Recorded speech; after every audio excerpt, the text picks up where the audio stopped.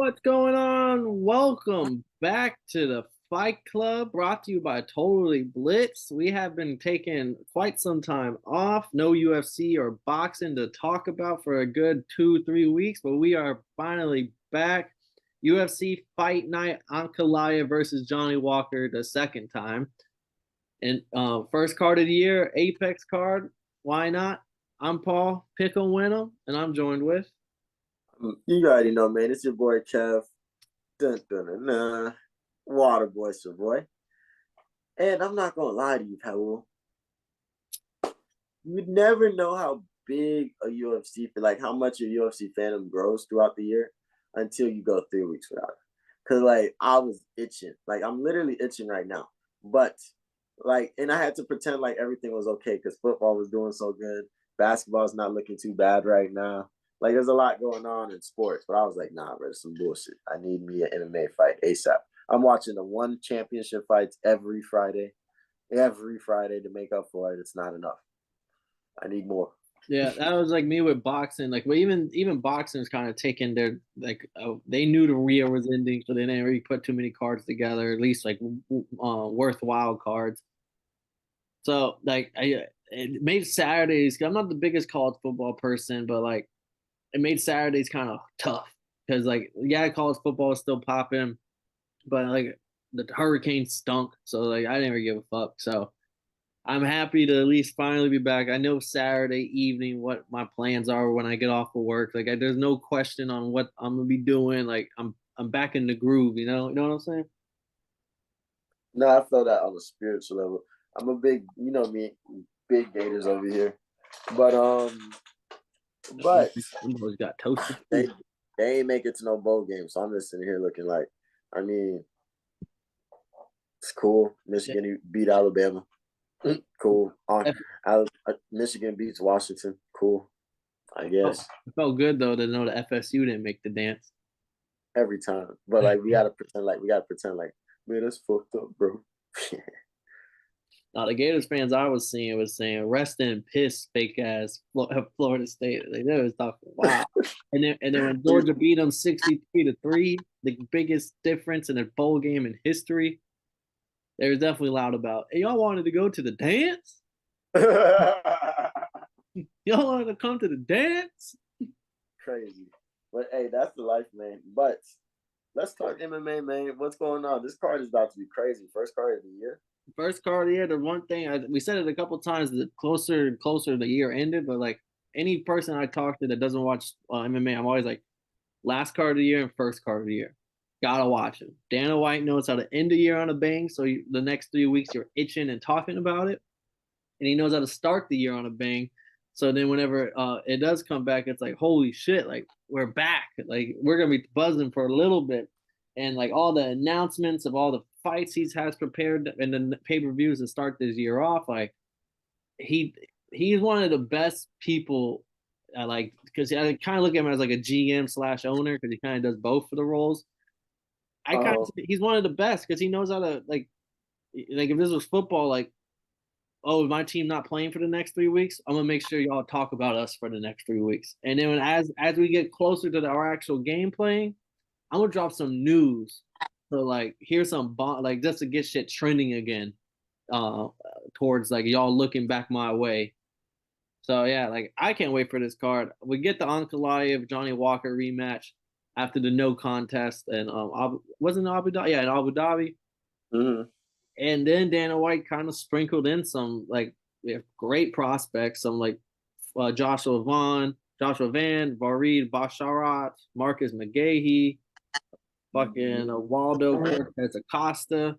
Not household names yet, but by the end of this year, a couple of the ones I just named potentially could be in that top 15 status. Bro, for Marcus McGahee to look how old as he does for as young as he is, it's crazy. He's 33, bro. He's not really he like he looks like he's 40. Don't get me wrong. He does look like he's 50, like he's getting real old. But then when I saw his age, I'm like, oh, he's like he's a middle-aged prospect. This is Tank. Oh, I'm over here thinking, bro, like 28 or something. Yeah, no, he's like got a little he's newer to this be his third fight in the UFC. Only 8-1 on like the regional and other pro fights. but he definitely looks like a seasoned vet. He fights like it too, to be honest. Nice. Some people got it. Yeah, I mean we're going to the Apex for the first fight of the year. Prelims 4 p.m., main card 7 p.m. Eastern Standard Time. But yeah, I mean, wherever you really want to start popping and talking, let me know. I know my boy Ricky Simon on this card. Yeah, he's right on the prelims, ESPN Plus prelims. Fuck it, Ricky Simon after his loss, where he kind of got slaughtered by Song Yadong. Song Yadong a killer though. Taking on Mario Batista. I won't say it's a pick 'em because Simone's minus 190, but Batista's plus 160. Some close odds, slight favorite towards Simone.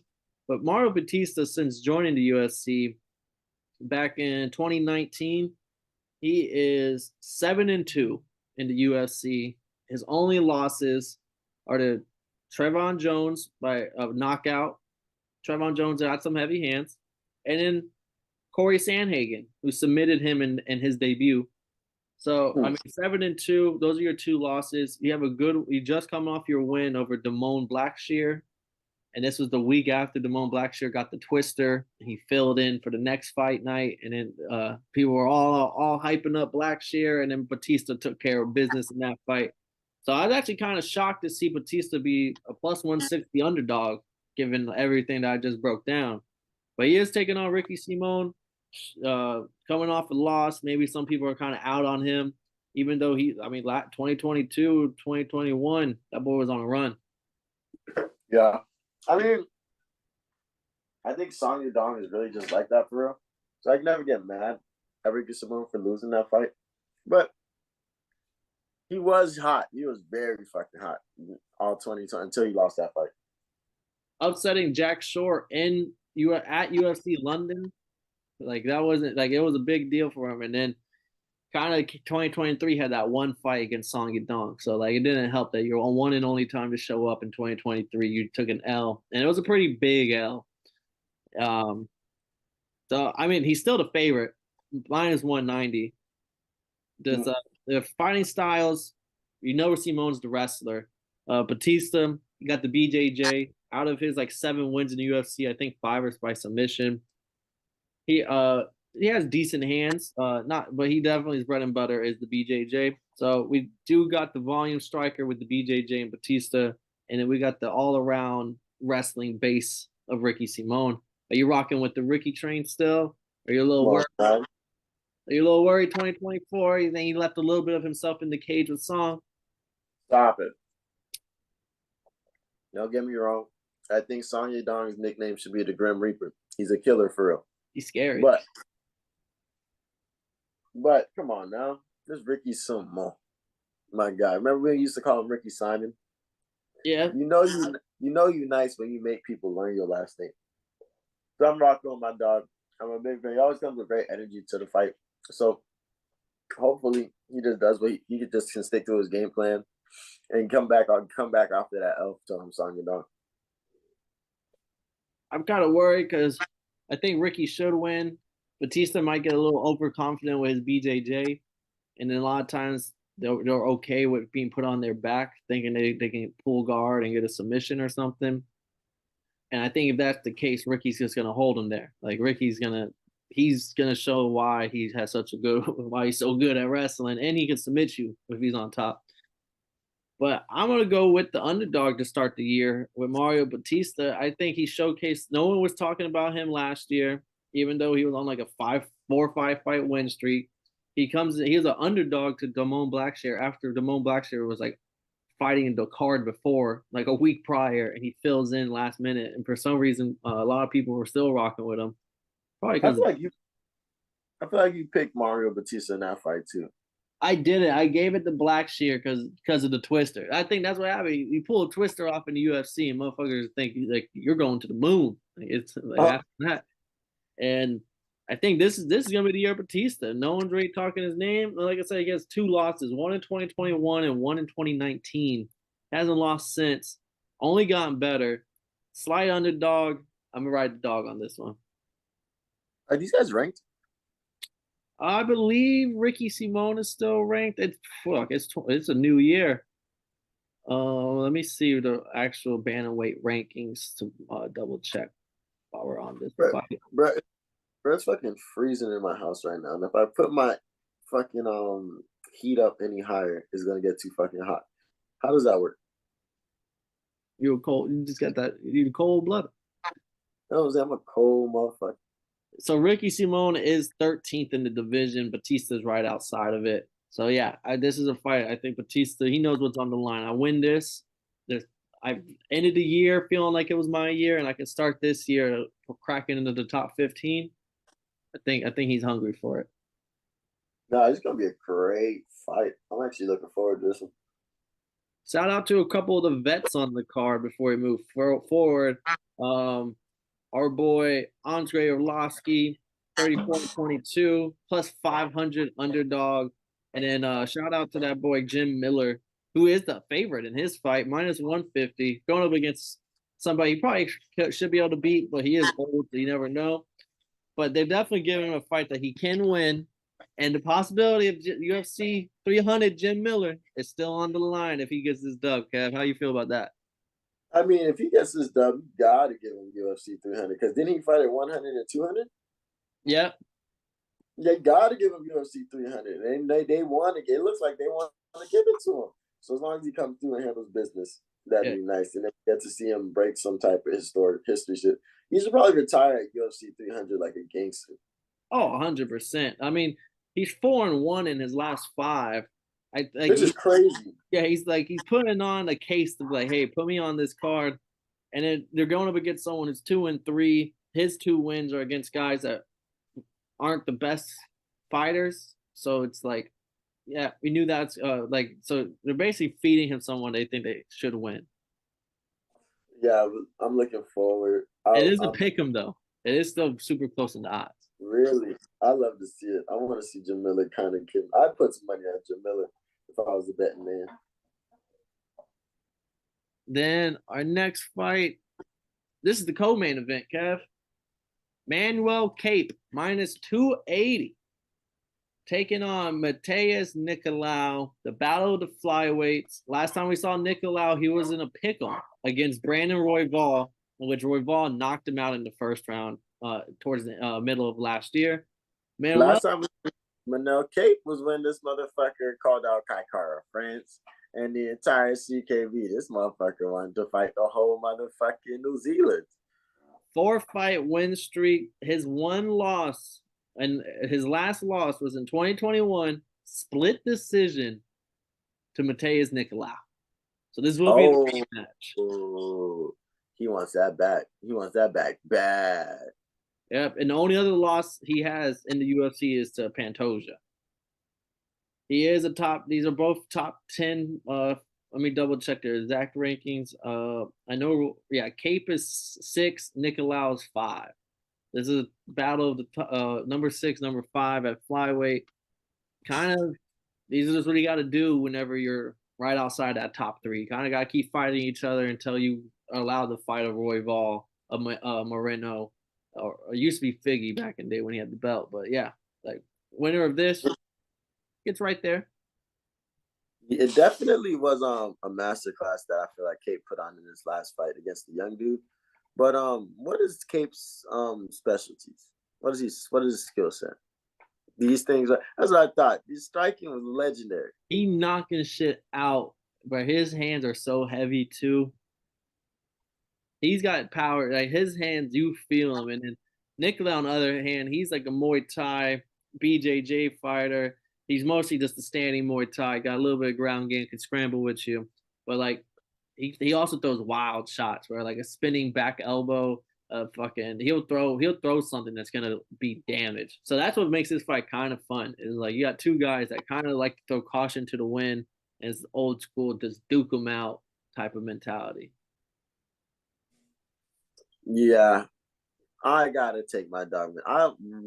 This fight is crazy. This fight is definitely on my radar. But yeah, I gotta take Manel Cape. I want to see. I low key want to see bro like on top of this division one day. So like, I want to take my dog. How old is Cape? He's 30 and Nikolai's 31. I want to see. In a perfect world, this man, motherfucking Manel Kape, is running this division one day. Yeah, his hands are. That's what made him so exciting. He wasn't supposed to be the Figgy stopper, but when he was coming in, it was kind of like there's someone now that got hands that are just as heavy as Figgy. So it was like kind of like, hey, that should be a fun fight if they ever match up. He kind of took a couple losses early and had to climb his way back, which he has done. Like I said, he's number 5 or 6 now. Respect. I'm gonna go with my boy Nicolau. Only reason is I am a big Cape guy, but plus 230 on the fucking on the odds. Plus 230 kind of big for a fight that went to the split decision and he won the first time. So like as the betting man I am, if Kate probably is gonna win this, he might even knock him out. But that's just those odds are just too juicy to not pass up. So I'm gonna go with my boy Nicolau. Mm-hmm. And in our I respect it. main event, Kev, big odds, the rematch. We got to see what 30 seconds of this in Abu Dhabi.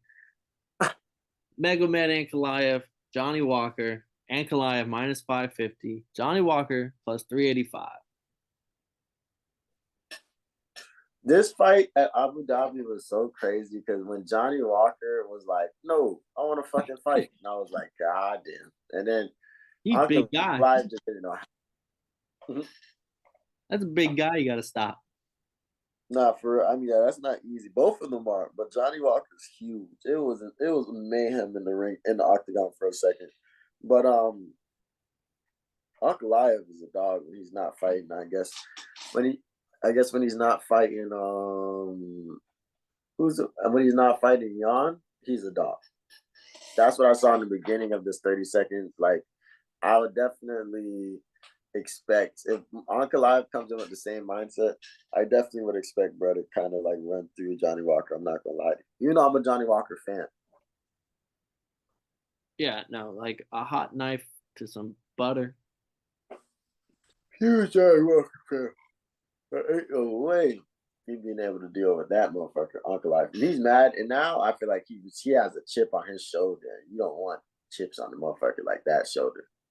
Yeah, especially like you're 18-1, and your one loss is to Paul Craig in like your first UFC fight or second UFC fight, in which you knock him down, and the young version of you just goes over him and tries to be on top, and then you get caught, and you get submitted.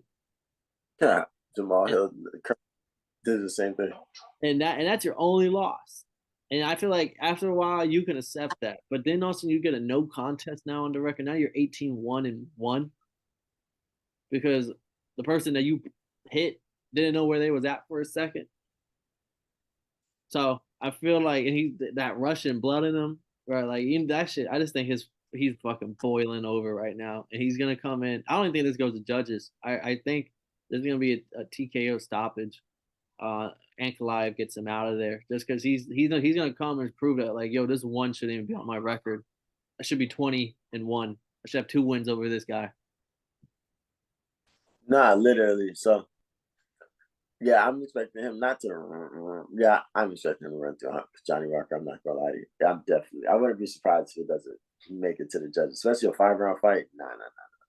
Yeah, like this isn't like I think it's gonna be like a fourth round KO type of thing, like TKO. Like Johnny, we're watching Johnny Walker in the second and third round look gassed, and then come to fourth round, it's just like he can't defend himself no more. He's just getting like the ref has to step in. But I don't know. This is only if Ankalaev comes standing on business. That boy might be on some. I don't know. If he comes standing on But business, he can end this when fight are these fast. Russians not coming standing on business, bro? Like There was a fight against Jan. I'm just saying, business was not stood on. Ask that is Dana. true. That is true. That is lingering over him. Yeah, but we'll see. I feel like this is a really good matchup for him. So if he fucks him up, he fucks him up. Yeah, and if he fucks him up, he's right back in that title shot because Dana White wasn't putting him or Jan back into the title shot for a little while after that bullshit of a fight. Oh, Jan is done. Jan is there's Dana White wouldn't dare. I'm Yeah. telling you. Ankalaev, he can get himself back into good graces with a good win here. He just needs to just keep on winning. But yeah, that was a UFC fight night, first fight night of the year, first UFC card of the year. I mean, Gonna be plenty more where that came from. We got some pay-per-views right around the corner. Big announcements. Hopefully that boy Jim Miller, we hear an announcement after this fight night card that he will be on the 300 card.